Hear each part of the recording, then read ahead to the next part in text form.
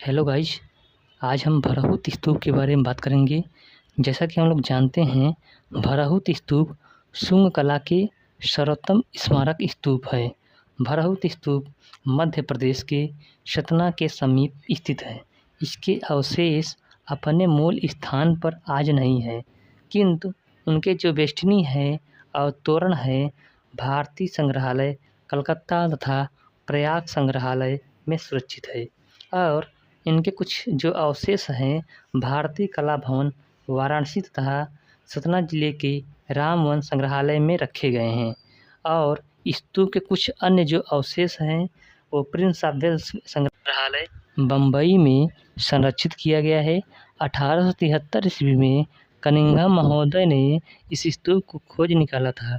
इस स्तूप का जो व्यास है 67 फुट 8.5 इंच था, क्योंकि उस समय पूर्णतः नष्ट हो चुका था, केवल एक ही भाग ही अवशिष्ट रह गया था। भरहुत स्तूप का निर्माण पक्की ईंटों से किया गया है तथा जो नींव है पत्थरों की सुदृढ़ से बनी हुई है।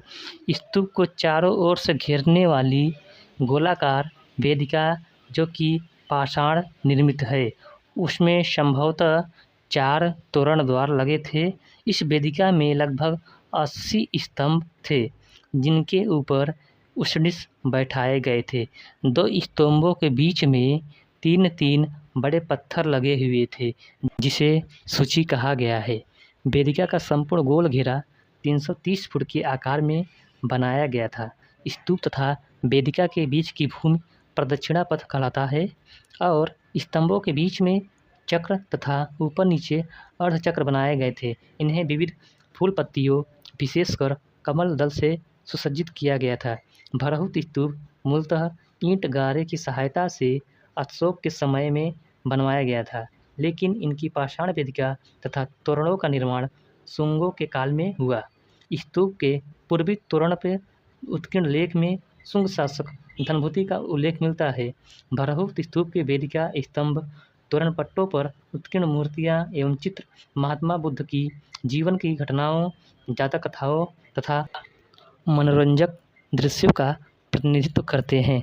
एक चित्र माया देवी के स्वप्न से संबंधित है, जिसमें श्वेत हाथी आकाश मार्ग से उतरकर उनके गर्भ में प्रवेश करते हुए दिखाया गया है। इसे अवक्रांति कहा गया है। साथ ही साथ इन पर यक्ष, नाग, लक्ष्मी, राजा, पुरुष, सैनिक, वृक्ष, बेल आदि अलंकृत प्रतीक भी उत्कीर्ण मिलते हैं। भरहुत स्तूप के तोरणों की एक विशेष विशेषता है कि बड़ेरियों के दोनों गोल सिरों पर मगरमच्छ की आकृतियाँ बनी हुई हैं, जिसके मुंह खुले हुए हैं तथा पूंछ गोलाकार हैं। सबसे ऊपर बड़ेरी के बीच में एक बड़ा धर्मचक्र स्थापित था और उसके दोनों ओर त्रिरत्न बनाए गए हैं। तोरण तथा वेदिका के ऊपर कुछ ऐतिहासिक चित्र भी मिलते हैं, जैसे एक चित्र में कौशल नरेश प्रसेनजीत को रथ में बैठे हुए दिखाया गया है और दूसरा जो अंकन मिलता है, मगध नरेश अजातशत्रु को भगवान बुद्ध की वंदना करते हुए दिखाया गया है।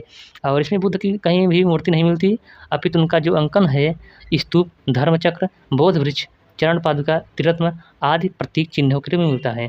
इस प्रकार हम देखें तो इनके विविध चित्र धार्मिक विचारों, विश्वासों, वेशभूषा, आचार व्यवहार आदि का प्रतिनिधित्व करते हैं। Thank you so much.